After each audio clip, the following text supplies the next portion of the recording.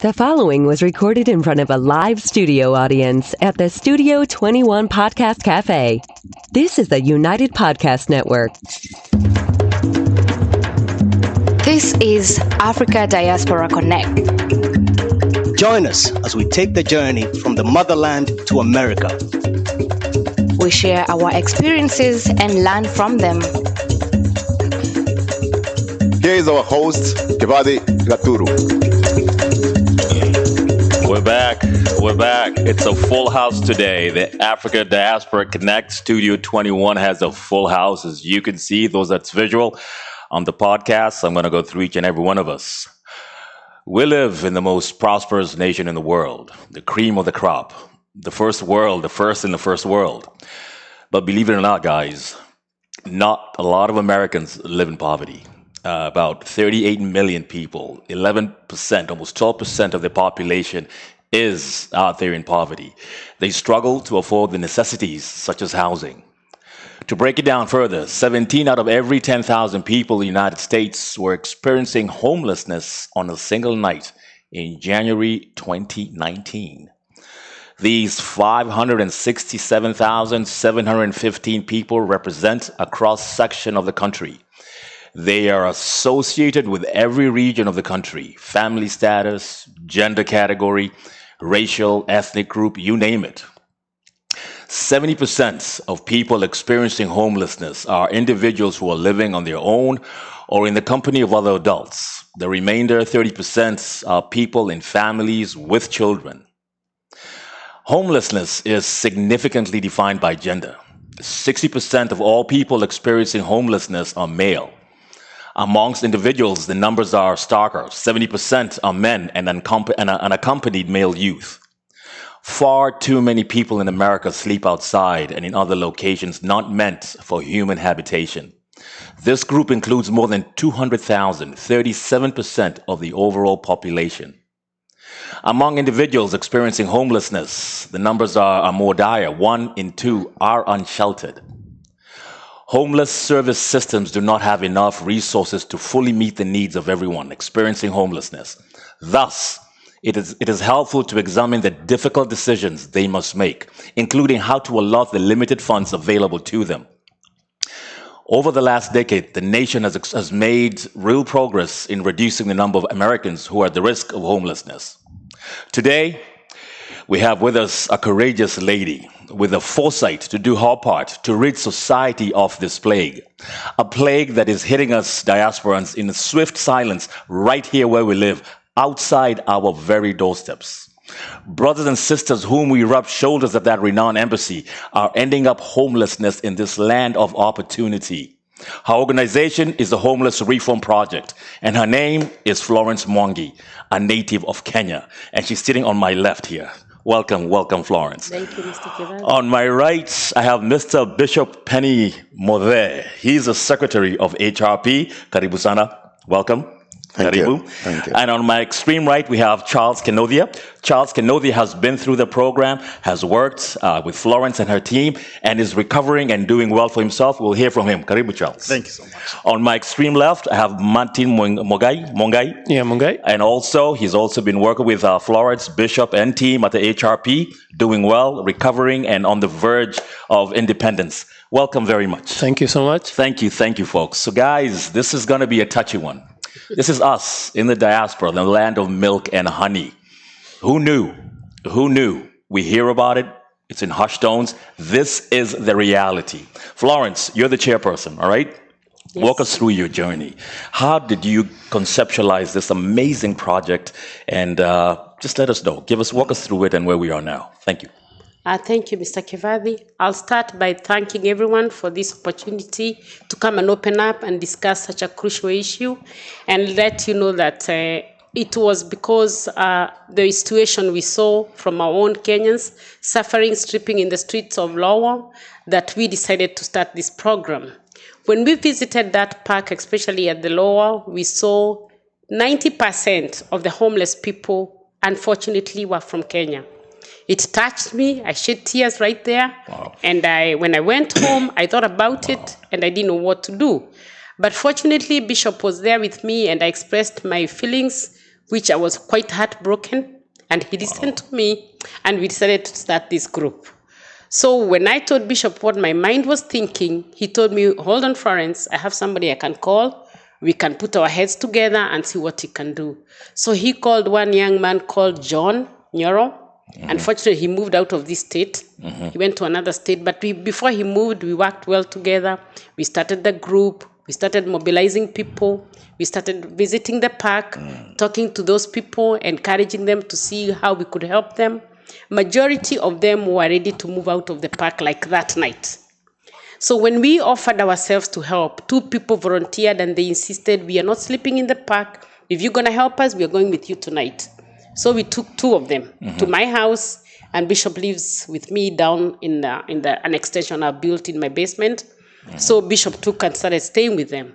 90% of people at the park, can you quantify that? What's 90% of how many were Kenyans? Oh, well, I can say there are about 30 people sleeping at the park. Does that 90%, like over 25 of them were Kenyans? Yes, they're Kenyans. And Wow. They speak your language, by the way, Kibathi. Wow. Wow. I can be honest and tell you that only one is a Maasai. You might not understand what I'm saying when I say only one is a Maasai. Understood. The others are my mother tongue. Understood. They speak my language. It hurt me so They're much. Kenyans. When And I they're imagine African how too. much we struggle to go to the embassy to get that pass, just to get a plane to come to America. And here they are, my brothers and sisters, sleeping in the park, looking pathetic. Like death is going to come in the next minute. Right. That's how I felt. This is America we're talking about. Yes. Land of opportunity. I know. How do you fund this? How do you fund this? Who's going to take that one up? Which one of you is going to take that one up? You want me to answer that question, Bishop? Yeah, You go can- ahead. Yeah. Whoever. Yeah. So how do we fund what? How do we run the organization? Homeless reform project. Or how do you accommodate these folks? How do you feed them? How is this possible? How is this humanly possible? Well, we've been relying on well wishers. When we started this group, we formed a Cash App number where people contribute to us. It doesn't matter even if it's $5, $2. Whatever they give, we take that money, we put it together. Because this is what, I'll go back a little bit. When we go to the park, we talk to them. If they agree to go to the rehab, me and Bishop look for a bed at the rehabs. We are quite fortunate to know a few of the Kenyan nurses who are very helpful. I can't forget to thank Joyce Kavi. She's excellent. Joyce, Kavi. Wherever you are, God Kavi. bless you. Amen. So I called Joyce personally and I tell her, I have this young man here. He wants a bed. He's ready to go to the rehab. Joyce tells me, Florence, put... So one thing that I'm hearing time and time again as you're talking is rehab. So is it safe to say a vast majority of the folks living in the park, what are they suffering from? What's the main ailment? What's going on? And just from a professional perspective, what do you see, Bishop? Well, there are many causes of homelessness. It all begins in various ways. It takes missing one paycheck. That's it. Or 2 paychecks, and you are derailed from your mortgage payments. And before you know it, you are out in the cold. Others, they have a habit of drinking. Alcoholism plays a very great role because it is the major cause of homelessness. It's also a major cause of family squabbles, because also family breakups has played a very great role in homelessness. Wow. Depressions, addictions, drug addictions, and the like.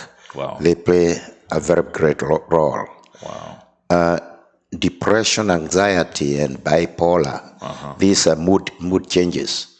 These all contribute. Mood disorders. They contribute a lot to homelessness. Even sometimes people become homeless before you know what they are suffering from. Wow. And you come to know later that they are depressed or they are suffering from anxiety. And I'll tell you, let's bring COVID into this and homelessness and this whole endeavor. How is it affecting this COVID and this whole season? Peter, let me say something before Bishop you take over. Yeah. When COVID started, it's like we went to a stagnation. We never did anything. But one day, me, Bishop, and my elder son, we decided we can't just watch these people. Okay, before we used to go to the park, have lunch with them, eat together, and this is the time now to create rapport. This is a time now to create friendship with them and see who is ready to go to the rehab and who is ready to get better or who has decided my life is in the street. So we used to go there. Now when COVID came in, we couldn't because you don't want to get infected. No, absolutely I don't not. want to get sick. So one day we decided to take a risk, me, Bishop, and my elder son. So we went, bought food, individually packed. Thank you, Come Now. He sent a box of masks. All right, Come Now. Much respect. All right. I know. So when he sent, we said, okay, we're going to go combine, give lunch and give masks. So when we got to the park, these people were totally drunk. They have no idea what COVID is. They don't really care. So we try to talk to them and tell them, come, we sit together and eat lunch. But before you come near me, there's a mask here. One guy actually insulted me like, get your nonsense out of here. We are not sick. You're the ones who are sick. Wow. I'm not going to wear that mask. Can you blame him? He's drunk. Absolutely. He doesn't even know what you people are talking about, COVID. He really doesn't care. His life revolves between his alcohol or drugs And or whatever. he's mentally ill. And he's sick at the same time. Yeah. So when we saw that they were undermanned and they don't want to wear the mask and what, I told my son, pack this food in the boxes, put the gloves in and the mask inside. We placed them on somewhere under a tree. We told them, okay, the food is there. We are taking off. We never went back to the park again.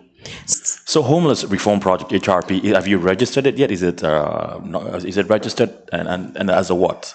It is registered as a non-profit organization. Okay. We have been given the 501(c)(3) status. Okay. We are tax exempt, and we've been operating very well. Now, there is a lady whom we cannot fail to commend in the name of Kate Stanley. Oh, Kate Stanley. Okay. Because when COVID struck, we did not know how to operate and how to organize ourselves. I used to go to Pennsylvania, come with clothes for these folks. And after that, you cannot distribute clothes anymore because of COVID. Understood. Wow. We had a lot of these clothes. Kate gave us an office at very concessionate rates. Yeah. rates. Yeah. And where I am even today. And I find she has played a very great role in development of this. I call it a ministry because it's serving people. Amen. Amen. And because even there I conduct Christian counseling. Yes, going back to the non-profit stance that you have, does the government assist in any which way, form, or fashion? And if so, how do they do that? How does this work? Not that I don't know of any help from the government.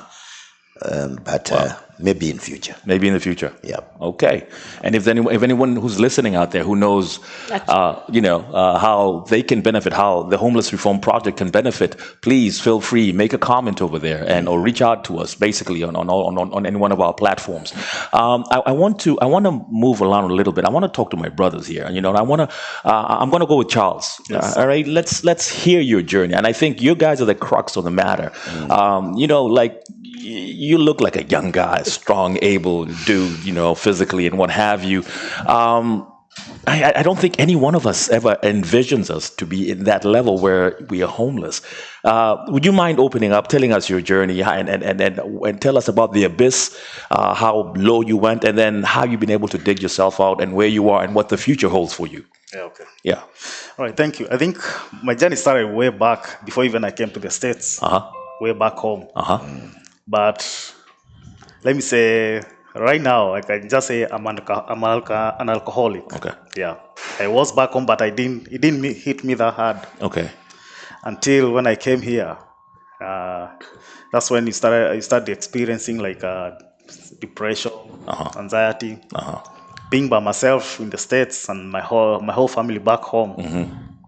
You start thinking of them so hard. You get overwhelmed. By work, the schedules here, you're working day and night. And me, being the firstborn of our family. Expectations are high. So absolutely. Yeah, so you find it like it's too much. to accommodate whatever is going through your head. Yeah. So at the end of the day, you find yourself compensating it with alcohol to calm yourself down, to relax, To numb yourself. down. Yeah. It's not like you really want, like you're feeling thirsty. You just want to calm down. Yeah. So eventually, as time goes by, it catches up with you. Your health, your everything. Got myself in trouble like a few times back then. A few years back, I managed to get away with it like around 4 or 5 times. But Are we talking about like DUIs or? DUIs, Yes. yeah. Wow. I got pulled over by cops. Through my conversation, Yeah. I just get away with it. Like You're a Kenyan. You can get I'm yourself Kenyan. out. Yeah, you know how to get yourself away from anything. You're born that way. I'm not trying to be smart with them. I just you just admit whatever. Absolutely. Yeah, but you can't get away so long. Like you can't get away with it so long. So I came to the States 2008 December. So I got my first DUI in 2014 June, and that really I came to realize, like, hey, I need to get myself together. I can't continue like this. Something just happened. Yeah. I went out drinking with a friend. I just got a few drinks, went back to his house. We were just having a few beers. And then he had this vodka in the house. Yeah. So it was kind of around late at night. I had to be at work 7 in the morning. So we weren't living far apart from each other. He's just like maybe 10 minutes away. So we went back to his house, we ate, we started drinking. I was feeling okay. And then he got this big bottle of vodka. We started taking shots. It's dangerous. I know around like 1 a.m. I told him, hey, you know what? I gotta go back home so that I can wake up early, get ready for work. And he told me, hey, you know what? I have an extra room here. You just sleep. Yeah. So in my head, I was like, I'm feeling okay. And if I know, he's an elderly guy. He's like my dad. Yeah. So if he knew I was drunk, he couldn't have let me to drive back home. Yeah. He could have insisted. I would have taken my keys. So, okay, I left, and that's it. You got another DUI. Not even a DUI, I almost died. What? An accident? Yeah. I woke up from a loud bang. Oh my God! You slept. You fell asleep behind the wheel. I fell asleep behind the wheel. I don't even know where I was going. Woke up from a loud bang. When I woke up, I found airbags everywhere. It's the vodka. Yeah. Anything that's clear, be careful. And when I left, I was very much okay. Yeah. Very much okay. It's like Muratina. It catches up with you later. Catches up with you. You won't even know. Yeah. And I was already cleared with my first DUI. Yeah. It wasn't that. I just fell asleep on the stoplights. Like I dozed off on the red light. It was around 3 p.m. So the people who had arrested me, they didn't show up for the trials and everything. So like I went to the court like 2 times, and I was cleared. I was told I'm okay. Yeah. So that one went away. So this other one. Okay, so when I woke up, I tried to open my door. It wouldn't open. So what came to my mind at once, I've seen this in movies. When people crash, the car just blows up. Okay. So I sobered up immediately. You're expecting a loud bang. That's all I was expecting. I'm going to die right here, right now. Okay. This thing is going to explode. So I regret up to this day, but I don't regret because I thank God I'm alive. I came here. I started a very nice relationship with a nice lady from back home. We were talking when I was back in Alabama. So she's the one who made me even to move here, to come and join her. But because I still had that disease in me, being an alcoholic, you stop at some time. But when you get overwhelmed with some issues down the way, it triggers you. It triggers you. Yeah. And even if you stop for some time, the moment you go back, you have that one drink. That's it. That you go back all the way. It's one drink away. Yeah, one sip away. Yeah, one sip. One thought away. It's just one thought away, one sip away. Yeah. Yeah. And when I listened to this guy, and the way he put down the way he told about his journey fighting with alcoholism and where he is now, all that, I saw myself. Yeah. It's like my video for all that time, for all those years in my life, all what I've done. I listened to this guy, what he has gone through. Is even more. Whatever I think I'm going through is nothing. And the way he put it down, I just saw myself in it. It really. And that changed your life? It changed my life Okay. And you know what? He had put his contacts and everything. You reached out to him? I reached out to him. His name is Gerald Kanyi. He's Gerald. Yeah. Kanyi. He's Gerald Kanyi. I know Kanyi. Yeah, shout out to Mr. Kanyi. Hey, Kanyi. Yeah. What up, man? Mr. Kanyi. All right. Yeah. Talk to Mr. Kanyi. Yeah. And surprisingly, this group, man, I don't know, man. It's just, I can't just say they are God sent because they acted so quick. Kanyi immediately talked to Mrs. Florence, the bishop here, immediately. It even take 2 days after I called him. Yeah. They had already got a bed for me in the rehab back in Boston. Well, Charles, man, tell us about your journey. And you heard what he had to say. How about you? Oh, Martin. Yes, Yeah, Martin. Sorry, that's Charles. Yes, Martin Mungai. Yes, sorry. Excuse Oh, me. okay. Yes. It's more or less as I just heard from my brother, Yeah. Charles. Well, mine. You see, I joined my family, my wife, and our 2 sons in 2018. My wife and my 2 sons, they had come here earlier than me. So I joined them actually in October 2018. That's when I came to America. So I came and we were staying with my wife here in Lowell. Our sons are grown up. They're actually in the military, US. One is in the US Navy, and the other younger one is in the US Army. Oh, congratulations. Oh, thank you. Yes. So when I came in, I joined my wife, staying quite well, and I think you're all aware of the process that you need to do when you're in America. You need to get your social and everything. She did everything for me. And she also got me a job. She showed me the system here in ropes, America and where to charge and the agencies and everything. So I was lucky enough. I started working and we were staying 2 of us quite happily. My wife, she's a very devoted Christian. And she's saved. And she works for very long hours because she's a nurse. So when I started working, I remember quite well, it was on our second shift. Here we have shifts here in America. So I was 3 to 11. Exactly, 3 to 11. But my wife, she used to leave quite early in the morning. Okay, maybe around 5. And she goes up to in the evening. Yeah, works a double. Exactly. Yeah. And times even more. Okay. So me, when I started working, I liked my job well. And temptation started. Because actually I was an alcoholic. Even coming from Kenya. Even from Kenya. Yeah. I mean, I used to drink. There was nothing much about it.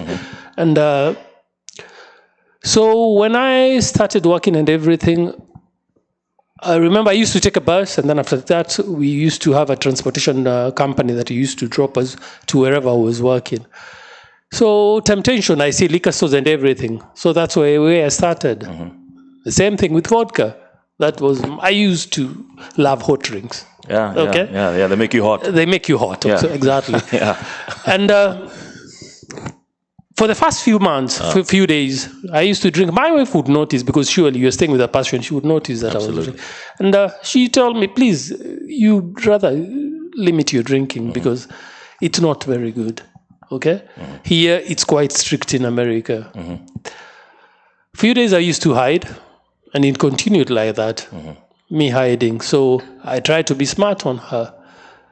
So when immediately she leaves, because the liquor store, I know, it is open at 11. So immediately she leaves, I would rush to the liquor store and I buy my vodka.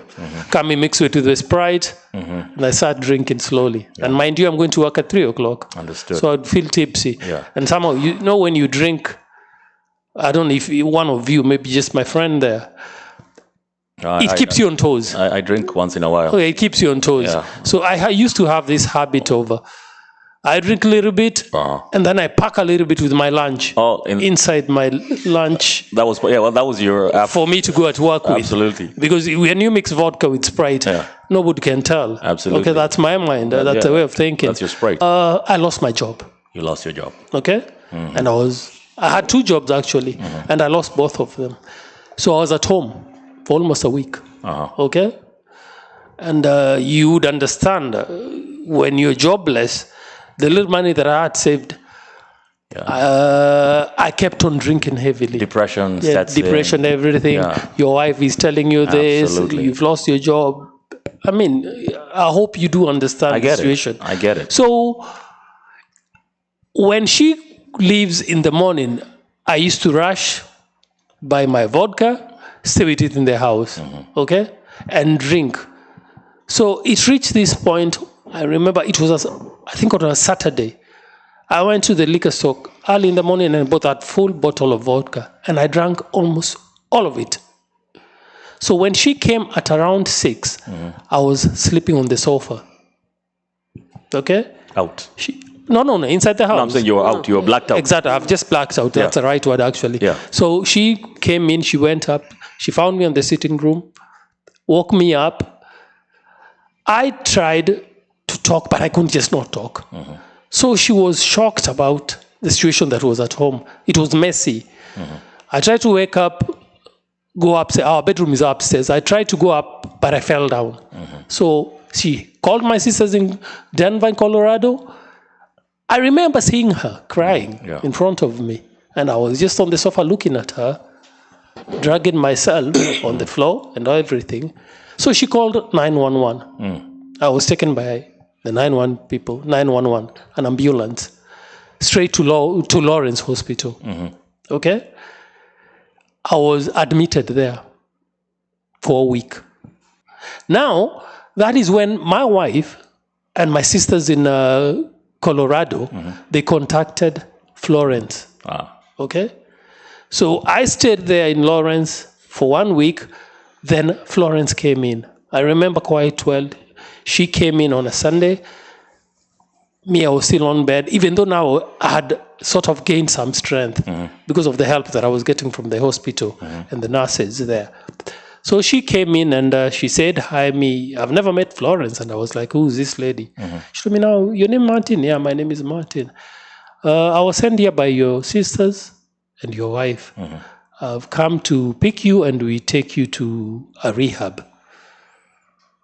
And it shocked me. So I was like, "Hey, what do you mean I have to go for a rehab?" No, Martin, you see, you need to go for a rehab because of, one, you need to go for a detox. And it is good for you. So I accepted, because also from the pressures of my sisters. And also myself, I would say so. Yourself, the most important part. It had reached, while I was in hospital for that very 1 week, I was seeing things were not going well with me. I was almost dying. I was telling you. I was just almost dying. So Florence actually came and took me out. And she already had done everything together with my wife. They had known where to take me. So they took me to a place in Quincy, rehab in Quincy. And from there, I stayed there for 1 good month, undergoing all the detox at the Quincy. And also they have this AA program, which you undertake while you're still there. Okay? So I stayed there for 1 month. And one thing my wife did, she did something that would change everything, and I would explain to you why. Because when I went to the rehab, when they took me with Florence, she gave me a Bible. Okay? She told me, "Martin, please, just read this Bible inside there. Read a few verses every now and then before you sleep." So when I stayed there at the rehab, I used to keep that Bible there. Because you're in your room, you're sharing, you have one room, maybe 3 people with you. So you sleep quite early, 8, 9, you're asleep. So one day I decided to read the Bible, go through a few verses. I did that for a period of time. And I prayed and prayed. I used to do prayers by myself. So this very night, and believe it or not, I went down on my knees.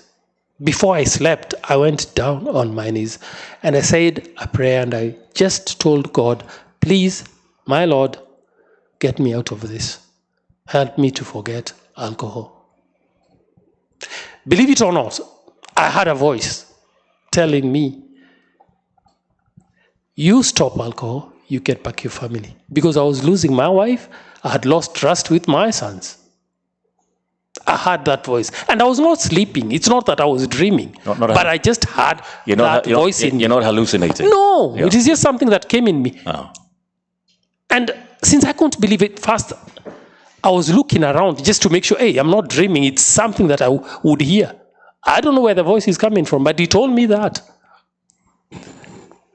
From that, it gave me strength of reading the Bible. And your life has transformed. And it changed me completely. And I started calling. Every phone call, I called my wife. I used to call Florence, telling them on the progress that I'm making. And I do believe they would hear my voice. They saw that I can hear it. I can hear it right now. Oh, thank you. And while I was at the sober house, mind you, I was jobless. Yeah. Okay? I was relying on the HRP and Florence. Yep. They were doing everything, paying rent for me. At the sober house, you need to cook for yourself. You buy your own food, you cook. Wow. I'm jobless. Whom do I rely on? My wife. And Florence used to come in together with the bishop. Yeah. They used to bring me food. Sometimes Florence used to come. We go to church together. Mm-hmm. We have a talk after that. And then I remember she would take me to the supermarket. Tell me, Martin, just pick a few things that you need. Okay, here and there, and then you'll go and cook. Wow. Out of her own pocket, not the HRP. She used to do that for me, together with the bishop. Wow. And my wife also used to come. So I stayed there. And also Florence, I'm not trying to praise her or praise anybody else. She deserves all this because I got my job through her. Yeah. Okay? While I was at the sober house, I got a job and I stayed with the job until when I left the sober house after 6 months. It's only that the place that I was working is a transportation company. They closed down because of this COVID thing. But still after that, I went back home. After 6 months, now I'm back home with my wife. Amen. Everything is doing perfectly okay. Any more vodka? No more vodka. Don't even mention it. Don't even mention it. And I'm a happy man. Oh man, this is heartfelt. And you know something, Florence and Bishop here. That topic you're talking about is something that I'd like you to come back and do. Because I'll tell you something.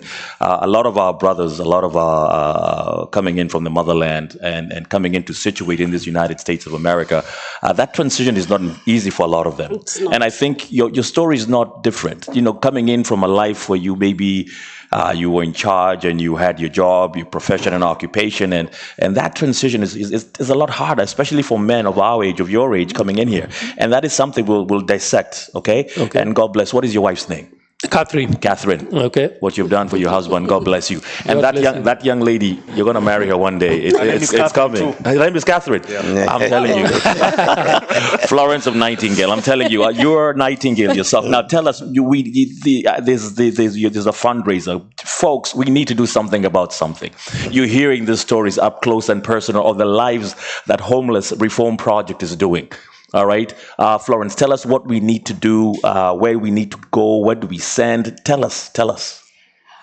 Okay. So currently we've been struggling trying to get a home that we can call our own sober home. Yeah. So this is why we came together and decided maybe with the help of Bishop, if these people were taught recovery in the Christian way. And Bishop has written a book called The 12 Christian Steps, the 12 Steps of Recovery in the Christian Way. Okay. He already has the program which he has set up. I know there's the AA program that they go through, but we want to do it a little different. Understood. We want to make them understand that God changes life. Amen. And yes. 978 655 0945. 978 655 0945. 0945. Listen, folks, this pandemic, addiction, alcoholism, homelessness, who would have thought? Right outside our doorsteps, our fellow Kenyans, our fellow Africans are going through this plague. My sister, 30 seconds.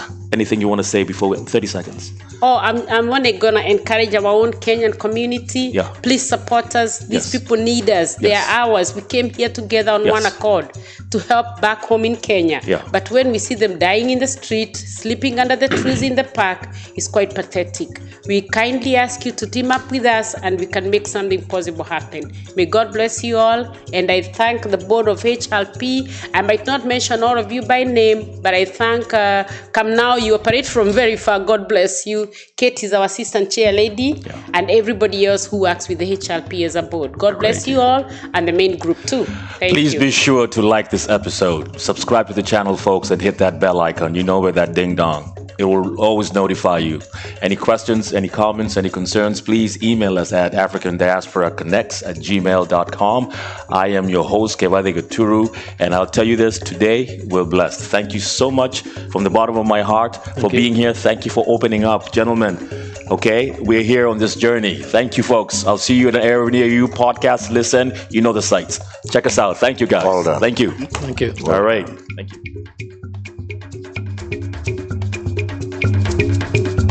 The views and opinions expressed by the hosts, guests, or callers of this program do not necessarily reflect the opinions of the Studio 21 Podcast Cafe, the United Podcast Network, its partners, or affiliates.